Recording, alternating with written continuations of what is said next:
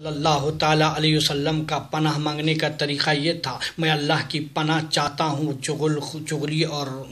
اور بے یار و مددگار سے، میں اللہ تعالیٰ کی پناہ چاہتا ہوں غیبت اور بہتان سے، میں اللہ تعالیٰ کی پناہ چاہتا ہوں قیامت کے دن کے بادشاہ کی سزا سے، میں اللہ تعالیٰ کی پناہ چاہتا ہوں گناہوں سے۔ تو عذاب قبر سے متعلق حدیث پاک میں آیا ہے، حضور پاک صلی اللہ علیہ وسلم بقیع قبرستان کے پاس سے گزرے، آپ ایک قبر پر کھڑے ہو گئے، آپ صلی اللہ علیہ وسلم نے فرمایا اب اس مردے کو اٹھایا ہے، اس سے سوال کیا ہے، اللہ اکبر، اس ذات کی قسم جس نے مجھے نبی برحق بنا کر بھیجا ہے، اس کو آگ کے گزروں سے گزرنا پڑا، اس کا دل آگ میں اڑ رہا ہے، یعنی سخت عذاب میں ہے۔ پھر حضور پاک صلی اللہ علیہ وسلم دوسری قبر پر ٹھہرے، آپ صلی اللہ علیہ وسلم نے اس کی بھی وہی کیفیت بیان فرمائی جو پہلے بیان فرمائی تھی۔ تو پھر صحابہ کرام رضوان اللہ تعالی علیہم اجمعین سے فرمایا اگر مجھے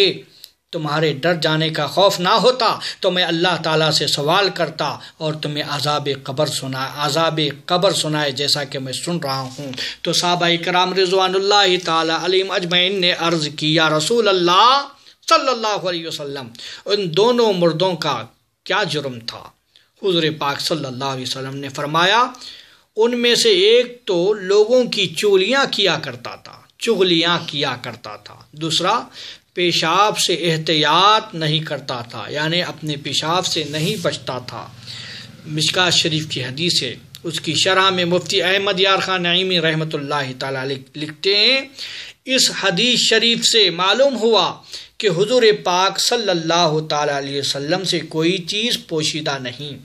آپ کھلے چھپے گناہ کو دیکھ رہے ہیں، کون کیا کر رہا ہے اور کیا کرتا ہے، جیسا کہ آپ صلی اللہ علیہ وسلم نے فرمایا ایک چغل خور تھا اور ایک پیشاب سے نہیں بچتا تھا۔ حضور پاک صلی اللہ علیہ وسلم ہر گناہ کا علاج بھی جانتے ہیں، چنانچہ حدیث پاک کے مطابق آپ صلی اللہ علیہ وسلم نے ان قبروں کے اوپر ہری شاخ رکھی اور فرمایا تاکہ عذاب ہلکا ہو جائے۔ آج ہم اور آپ جو پھول جو چڑھاتے ہیں اسی سنت کو ادا کرتے ہیں، اور جب تک یہ پھول ہری بھری رہتی ہے اس وقت تک اس قبر والے کو عذاب نہیں ہوتا۔ جب وہ ہری بھری رہتی ہے تو خدا کی تسبیح بیان کرتی ہے، اس تسبیح بیان کرنے کی وجہ سے اس کے قبر سے عذاب میں تخفیف یعنی کم ہو جاتا ہے۔ حضور پاک صلی اللہ علیہ وسلم نے فرمایا غیبت اور چغلی، پیشاب کرتے وقت احتیاط نہ کرنا، خبردار اللہ تعالیٰ کے بندو اللہ کی پناہ مانگو، غیبت چغلی اور بہتان سے اور پڑوسیوں کو تکلیف دینے سے، یہ سارے ایسے گناہ ہیں جو بندے کو اللہ تعالیٰ سے دور اور شیطان سے قریب کر دیتے ہیں، جنت میں جانے سے ریکارڈ بنتے ہیں اور سیدھے جہنم میں لے جاتے ہیں۔ اور عذاب قبر وغیرہ سے بچنے کی دعا کریں۔ میں اللہ تعالیٰ کی پناہ چاہتا ہوں قرض کی بیماری سے، میں اللہ تعالیٰ کی پناہ چاہتا ہوں یقین کمزور سے، اللہ تعالیٰ کی پناہ چاہتا ہوں شیطان لعین سے، میں اللہ تعالیٰ کی پناہ چاہتا ہوں رب العالمین کے غضب سے۔ اعوذ باللہ کی تفسیر یہ ہے کہ میں اللہ تعالیٰ کی پناہ چاہتا ہوں شیطان مردود سے،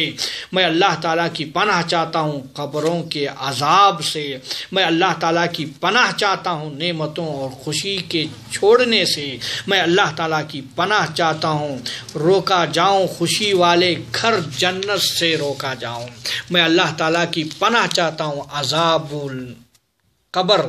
اور جنت سے محرومی ہونے سے، میں اللہ تعالیٰ کی پناہ چاہتا ہوں اس کے سزا سے جو جانتا ہے اور جو کچھ دلوں میں ہے وہ سب جانتا ہے۔ تو اے اللہ کے بندو اس بات کو جان لو، جس کسی نے بھی رب عظیم سے پناہ طلب کی شیطان مردود سے بچنے کی تو گویا اس نے قرآن کریم پر عمل کیا، اس لیے اللہ تبارک تعالیٰ نے حکم دیا مانگنے کا ابلیس لعین سے۔ قرآن پاک کی بہت سی آیت میں جو کوئی اس بادشاہوں کے بادشاہ کی پناہ طلب کرتا ہے شیطان کذاب سے بچنے کے لیے تو وہ قرآن و سنت پر عمل کرنے والا ہوتا ہے۔ قرآن پاک بروز قیامت سفارش کرنے والا ہوگا اس شخص کی جو اس پر عمل کرے، اور جھگڑے گا تو اسے اس پر عمل نہ کرے گا تو سیدھے جہنم میں چلا جائے گا۔ یہ اللہ کے بندو یہ بات یاد رکھو، شیطان تمہیں قرآن کریم پر عمل کرنے سے روکتا ہے، رب جلیل سے تمہیں دور کرنا چاہتا ہے، تمہیں اس کی نافرمانی میں مبتلا کرنا چاہتا ہے تاکہ تم کو اس یوم شدید میں دائمی اور ہمیشہ عذاب ملے رہے۔ تو میرے دوستو، ہر انسان کے ساتھ شیطان ہوتا ہے۔ حضرت ام المؤمنین عائشہ صدیقہ رضی اللہ تعالی عنہا سے مروی ہے، آپ فرماتی ہیں کہ میں نے عرض کیا یا رسول اللہ صلی اللہ علیہ وسلم، کیا ہر انسان کے ساتھ شیطان ہے؟ حضور علیہ السلام نے فرمایا ہاں۔ تو آپ نے عرض کی یا رسول اللہ کیا آپ کے ساتھ بھی شیطان؟ تو نبی پاک صلی اللہ علیہ وسلم نے فرمایا ہاں میرے ساتھ بھی شیطان ہے، مگر میرے ساتھ جو شیطان ہے اس کو میں مسلمان بنا لیا ہوں۔ تو شیطان سے بچنے کی دعا کریں۔ میں اللہ تعالیٰ کی پناہ چاہتا ہوں نفاق کی طرف متوجہ ہونے سے، دین اسلام سے دوری اور جدائی سے میں اللہ کی پناہ چاہتا ہوں، اور کل مخلوق کے بادشاہ کی مخالفت سے میں اللہ کی پناہ چاہتا ہوں، یوم آخرت کے عذاب میں اللہ کی پناہ چاہتا ہوں، اتحاد کے بعد اختلاف سے میں اللہ کی پناہ چاہتا ہوں۔ افسوس ہے تجھ پر اے انسان، حق اللہ جل جلالہ کی پناہ پکڑ جو عزت والا، بزرگی والا، نعمتوں والا، فضیلتوں والا ہے۔ پھر قرآن آیت کی تلاوت کر، اللہ کی توحید بیان کر، اللہ کو ایک جان کر، اس سے دشمنی نہ کر، مزید دعا کر اللہ تعالیٰ کی نافرمان بندے سے میں اس کی پناہ چاہتا ہوں، سرکش شیطان سے میں اللہ کی پناہ چاہتا ہوں، حاسد و دشمن سے میں اللہ کی پناہ چاہتا ہوں، فاسدوں سے میں اللہ کی پناہ چاہتا ہوں، ایسا بدن جو اللہ تعالیٰ کی اطاعت سے بیٹھنے والا ہو میں اس کی پناہ چاہتا ہوں۔ اے اللہ کے بندو، اس بات کو اچھی طرح جان لو، اللہ تعالیٰ جب اپنے بندے کے ساتھ بھلائی کا ارادہ فرماتا ہے تو اسے شیطان سے دور کر دیتا ہے اور اس کی دستگیری فرماتا ہے، اطاعت و عبادت کے لیے اس بندے کو چستی عطا فرماتا ہے، اس کے بدن سے سستی کو دور فرماتا ہے، بندہ اپنے مولا کی طرف متوجہ ہوتا ہے، اس کے سوا منہ پھیر لیتا ہے، اپنے مولا کی مرضی کو اپنی خواہشات پر ترجیح دیتا ہے، تو اس وقت اللہ تعالیٰ اپنے بندے کو جنت میں اعلی سے اعلیٰ مقام عطا فرماتا ہے۔ جب اللہ تعالیٰ کسی بندے کے ساتھ شر کا ارادہ فرماتا ہے تو اس پر شیطان کو مسلط کر دیتا ہے، پھر وہ بندہ جب رب تبارک تعالیٰ کی اطاعت سے دور ہو جاتا ہے، نیکی کے کام کرنے سے سستی کرتا ہے، جہنمیوں کے کام اسے اچھے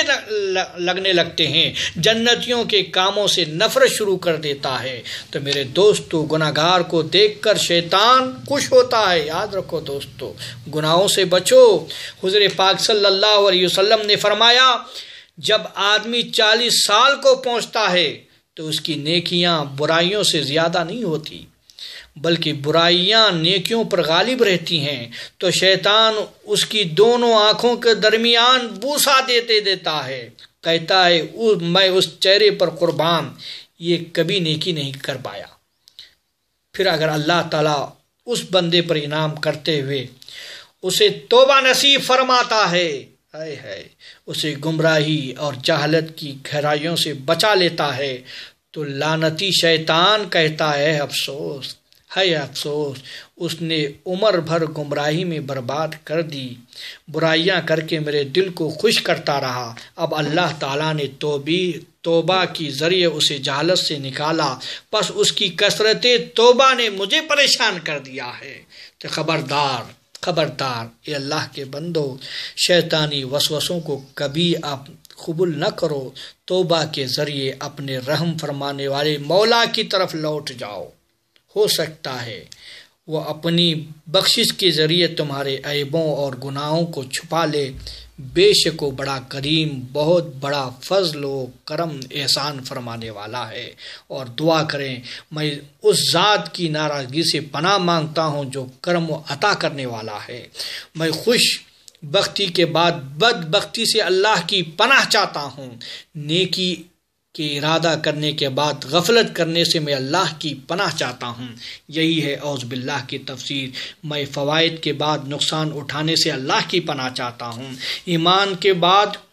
کفر سے میں اللہ کی پناہ چاہتا ہوں، قوم سے جدائی اور بھلائی سے محرومی سے میں اللہ کی پناہ چاہتا ہوں، شیطان کا فرما بردار بننے سے میں اللہ کی پناہ چاہتا ہوں، عذاب اور ذلت رسوائی سے میں اللہ کی پناہ چاہتا ہوں، عہد شکنی سے میں اللہ کی پناہ چاہتا ہوں، مالک حقیقی اور معبود برحق کی مخالفت سے میں اللہ کی پناہ چاہتا ہوں، دائمی عذاب اور جہنم میں ہمیشگی سے اللہ کی پناہ چاہتا ہوں۔ اے اللہ کے بندو، شیطان کے مکاریوں سے بچو، انسانی کمزوریوں سے واقف ہے وہ شیطان، بندگان خدا کو گناہوں میں ڈالنا چاہتا ہے، دلوں میں وسوسوں ڈالنے کے طریقے اسے بہت آتے ہیں، ان کی شرارتوں سے بچنے کے لیے اس ذات کی پناہ حاصل کرو جو ہم سب کا مولا، ہم سب کا آقا، ہم سب کا رب ہے، اس سے بچنے کی توفیق عطا فرما۔ مولا ہم سب کو گناہوں سے بچنے کی توفیق عطا فرما۔ مولا تیرے حبیب کے صدقے میں ہمیں گناہوں سے بچنے کی توفیق عطا فرما۔